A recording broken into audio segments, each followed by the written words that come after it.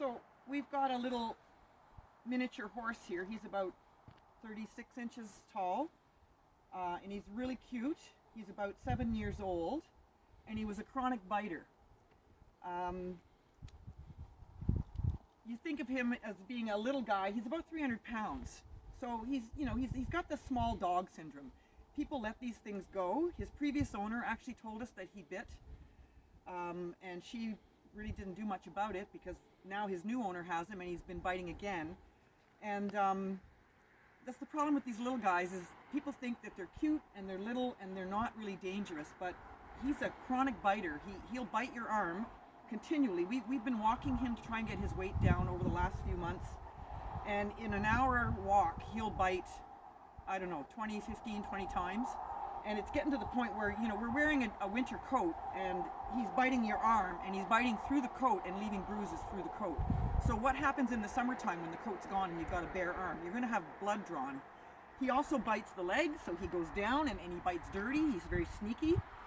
And we were thinking, watching him, that he was pretty orally fixated and that maybe he just needed something to do to keep him focused. So we have a little bit here. This is a bit for a miniature horse. So we tried walking him and attaching the bridle or the bit so that he had the bit in his mouth and had something to do so he could chew the bit. And we actually put it in a little loose so it was like hanging a little low over his mouth, and that way he had something to play with in his mouth. But even with that, he still was biting. Then we tried just hanging it down beside the halter, so we clipped it to the halter and left it hang, and it was something for him to play with. And he did play with it quite a bit because he is very orally fixated, but he still was biting even with that. Then we tried running the line, this is a rope, through the halter and through his mouth so he could bite, but he couldn't really close his mouth fully to bite so that he wasn't at least biting full on and the full impact of the bite wasn't being felt. But it didn't really do much in terms of helping the biting. The real issue with his biting is that he's a bossy guy. He even tries to boss the herd around, the full-grown horses, 16-hand horses around. And so we thought, okay, this is a spatial respect issue. So I tried asking him to back up away from me just by doing the Pirelli shake the halter, back up, or asking him to back up. Now he does it because he's learned it, but the first few times I tried, he went right through the halter. We have a nylon halter on here, and it did nothing. He was just pushing right through it, coming right into my space and trying to bite again. So I actually ran the chain through the halter, and I just put it through. I'm just going to show through this side, and then we twisted it so that it wasn't completely on and went through. So he had a little bit of a bite from the chain. We went through this side, because I don't like these things. They tend to bite into the skin, so we put this up here so that that was out of the way and he was just feeling the chain.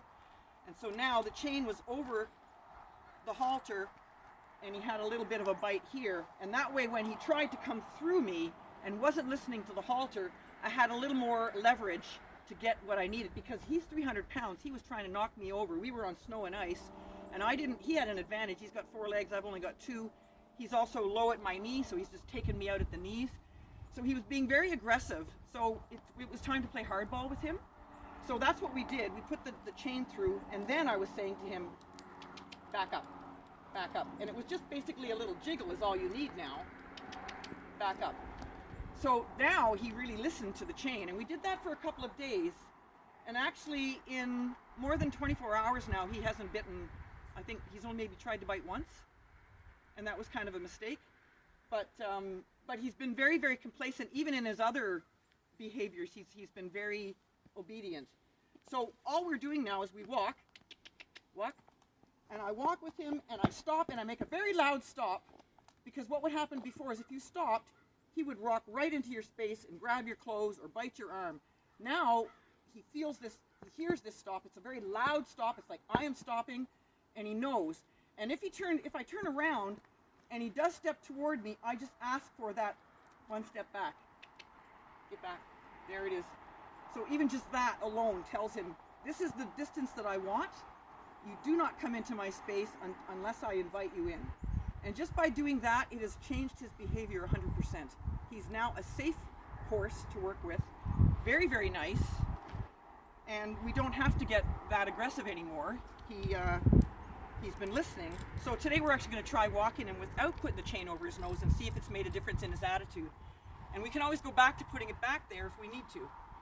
But the point is, you have to keep horses out of your space and set the boundaries and make it very, very clear so that he knows where he's supposed to be. He's not invited in to come in to me, and therefore he can take full advantage and bite.